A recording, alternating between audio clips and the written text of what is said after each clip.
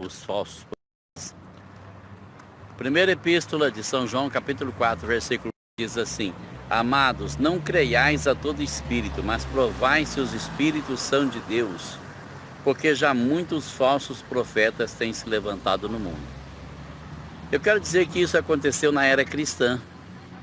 Na era cristã, na primeira era cristã, no primeiro século, já havia um problema dos falsos profetas. Já havia muitos falsos profetas, de acordo com a palavra de Deus. Eu acho estranho quando uma pessoa que se diz profeta, ele não aceita ser questionado. Frequentei uma igreja aqui em Viradouro, na década de 90, onde a mulher de um pastor que era profeta, a mulher era profeta, ou melhor, era profetisa, né? Ela fazia profecia e falava: se tu duvidares desse vaso, eu vou te colocar numa cama e te provar que eu sou Deus. Olha, colocar numa cama significa colocar uma doença na pessoa, né? Eu era novo na fé, eu não tinha discernimento, não tinha o conhecimento que eu tenho hoje, não tinha a maturidade e a experiência de vida que eu tenho hoje. Então eu nunca questionei, eu ficava pensando: meu Deus, que terror é esse, né? Porque fazia eu sentir um terror tremendo. Não se podia duvidar da profecia, porque se duvidasse seria posto numa cama. E muitas vezes vinha promessa de morte e promessa de correções graves. Eu pensava: meu Deus, será que é correção mesmo isso? Mas não ousava questionar, porque quando a gente tem temor de Deus, a gente tem medo de estar enfrentando o Senhor.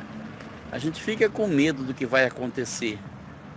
A gente não quer de maneira nenhuma desagradar a Deus, não é? Mas não era Deus que estava falando ali. E o tempo passou. Deus me deu essa experiência de reconhecer quando uma pessoa está falando em nome de Deus, amando dele, e quando a pessoa não tem a palavra de Deus. Como assim vou te colocar numa cama? Como assim? Chegou aqui na nossa cidade dizendo que ia morrer 3 pessoas na igreja. 3 pessoas vão morrer nessa igreja. Mas que palavra é essa? Palavra de morte, palavra de enfermidade, palavra de maldição. Como assim? Não é o Deus que eu conheço, o Deus que eu sirvo, o Deus que eu aprendi a amar, não é esse. Porque a mesma palavra diz que Deus é amor. E que não pode testar, mas a palavra de Deus diz que tem que testar sim. Provai se os espíritos são de Deus, porque já muitos falsos profetas têm se levantado no mundo. E aí você para pensar e fala: meu Deus, mas como pode ter falso profeta? Quem ousaria falar em nome de Deus se não tivesse sido enviado? Como que uma pessoa que diz que tem temor de Deus fala em nome de Deus e é mentira? Como assim? Ninguém vai ter coragem de fazer isso. Ah, tem sim. Tem sim, você não faz ideia.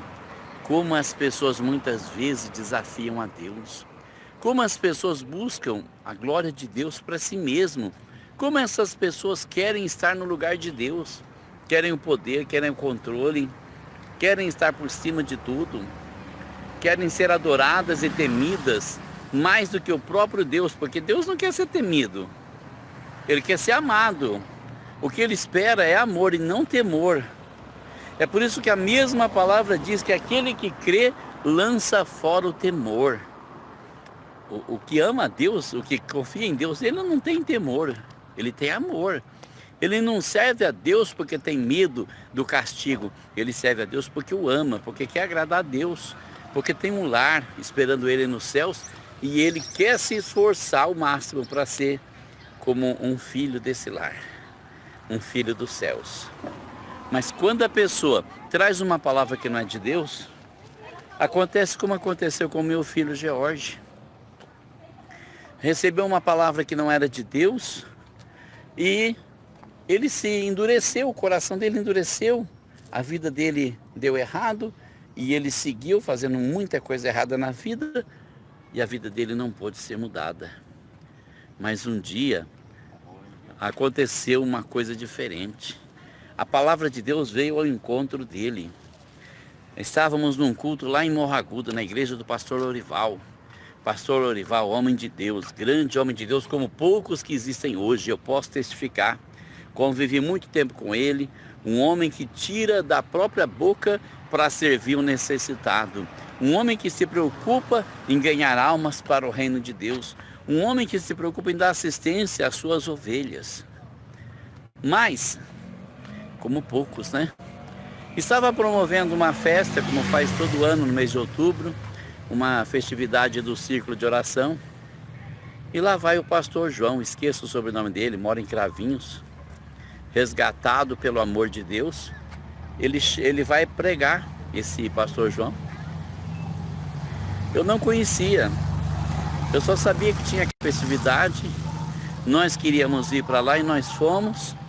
Eu convidei meu filho, como eu vinha convidando fazia tanto tempo. Meu filho que tinha se envolvido com tráfico de droga, com bebedice, com vício de cigarro e tanta coisa. Eu falei, meu Deus, quem vai tirar meu filho desse caminho de perdição? Aí convidei ele mais uma vez, ele foi. Falou, vamos, pai. E nós fomos, chegamos em Morragudo, sentei perto dele no culto e de repente o pastor João desce do púlpito onde estava pregando e vai lá onde estava o meu filho e fala a vida dele inteirinha, e conta tudo que estava acontecendo na vida dele. Ainda disse, o diabo tomou tudo que você tinha, mas o Senhor vai restituir, vai te dar tudo de novo, se você temer o Senhor e andar no caminho dele. Meu filho se desmanchou em lágrimas, voltou para casa e disse, pai, hoje eu vou mudar de vida. E realmente a vida dele foi mudada completamente, deixou a bebida, deixou o cigarro, deixou as drogas, deixou tudo para trás e começou uma nova vida. Ele é soldador, tem trabalhado muito, tem construído uma vida, hoje está casado com a Juliana, eles têm uma bebezinha que acabou de nascer, graças a Deus, glória a Deus por isso, uma menina linda e está feliz com o Senhor, serve a Deus com alegria. Sabe por quê? Porque a palavra de Deus falou com ele. Um homem de Deus entregou uma mensagem de Deus para ele. Porque quando a mensagem é de Deus, quando a palavra é de Deus, há transformação de vida. Mas quando a palavra é do falso profeta, aí você vê destruição e morte. Você vê maldição, você vê ruína, desespero.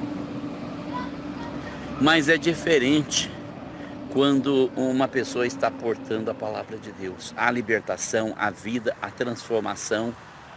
Então nós precisamos sim provar os espíritos para saber se eles são de Deus. E se não são de Deus, eles têm que ser colocados no lugar deles. Eles têm que ser rejeitados, eles têm que ser desprezados. Não podemos dar moral para o inimigo das nossas almas. Nós precisamos sim valorizar os homens de Deus. Nós precisamos dar todo o apoio que eles precisam. Precisamos compreender que somente esforçando os homens de Deus, nós estaremos ajudando na obra que Deus tem para fazer nessa terra. Quantas pessoas precisam ser resgatadas do vício, da bebida, do cigarro, da droga? Quantas pessoas estão com a vida destruída e Jesus quer alcançar através do seu Espírito? Nós precisamos enxergar isso. Imagina o que é apoiar uma pessoa como aquela falsa profetisa, como tantos falsos profetas que têm se levantado no mundo. Pessoas que chegam, entregam mensagens pelo amor de Deus. Uma vez, um amigo meu veio na minha casa e me entregou uma mensagem e disse para mim, assim diz o Senhor, nunca mais haverá tribulação na tua vida. Nunca mais haverá prova na sua vida. Eu falei, meu Deus, essa palavra não é de Deus, porque a Bíblia diz que enquanto estivermos aqui, nós seremos contristados com várias tentações. Então essa palavra não é de Deus, é a palavra do homem, é a palavra do amigo.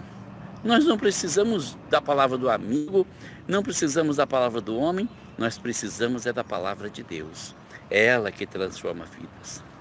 Vamos ler mais a Bíblia, vamos buscar mais a Deus, vamos pedir discernimento, vamos pedir entendimento a Deus para compreender a palavra de Deus, os seus mistérios e principalmente para obtermos vida através da sua palavra. Que Deus abençoe você, que Deus abençoe a sua família, que Deus abençoe o Brasil. em nome de Jesus.